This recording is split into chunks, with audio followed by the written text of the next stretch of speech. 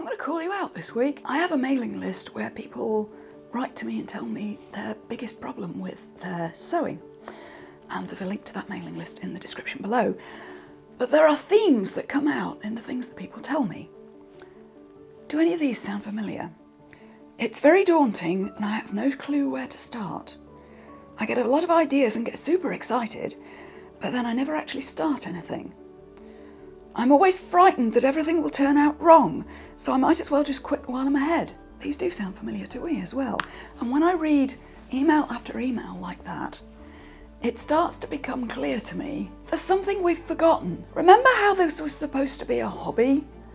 Remember how this was supposed to be fun? I think that sometimes when we get too caught up in our fears and our procrastination and all the rest of it, we're forgetting that this was supposed to be play. You know, why are we so stressed out about it?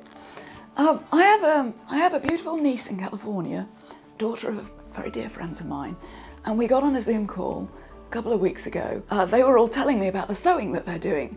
Claudia has sewn for years, they're reenactors. Tim is getting into tailoring, he wants to learn how to alter his own clothes. And their daughter, who is 7, was showing me a doll. I can't see a doll around me, I was going to mime. She was wrapping bits of fabric around this Barbie doll and saying, yeah, these are going to be her pants, and this is her top, and this is how it's all going to work, and this is what I'm making today. The difference between how a child approaches play and how we approach play, when we let so much get in the way that we're so stressed out about how it's going to turn out, about whether it's going to be right or not, about whether or not it's going to be a waste of our time. It's crazy. Can you imagine, I mean, take it into other little things in your life. Can you imagine being paralysed over making dinner because you're so stressed out that it's not going to turn out perfectly, so you just don't have dinner? You know, you just make whatever you're going to make today, and you know, you might make dinner better tomorrow. You know, you just make something in the end, even if it's very simple. Can we not approach sewing like that? As play?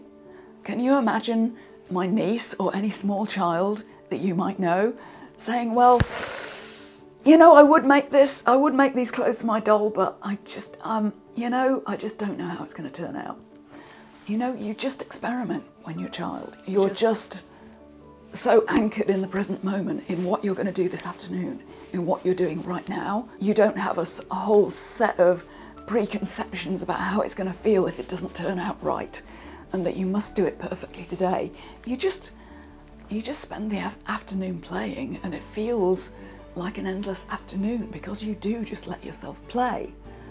So could we not play a little more? I think that's the way to get out of your own way. I mean, if you think about the great makers of our time, the great makers and the great scientists and the great inventors, they just play. If you're an inventor, you don't get caught up in whether this iteration is going to work or not. You just keep doing more iterations until it does. You know, any great maker, I've known great dressmakers who were the most innovative makers I know, are the ones who are not afraid to go into their sewing room and just be like, oh, I wonder what happens if I do this. Will this work? Let me try this. What will happen if I try that? You just play. Can we just get back to the playing? Can this be fun again?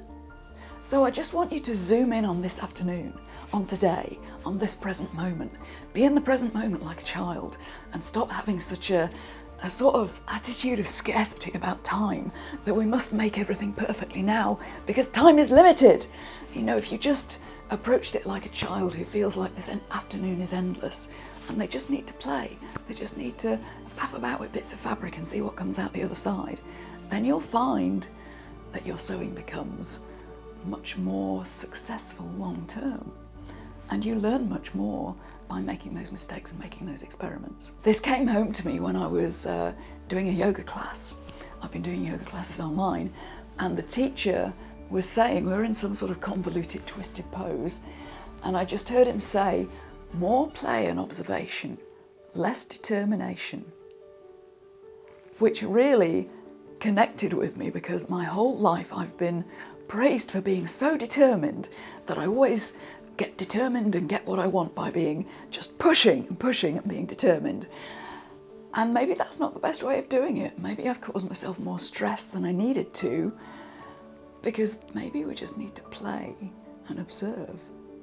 Maybe that's the way to make it work. When you comment below, because you are going to comment, aren't you, and get involved in this conversation, comment and tell me, when was the last time you felt like you were playing like a child? When was the last time you just felt like you were just exploring for the heck of it and you were just playing?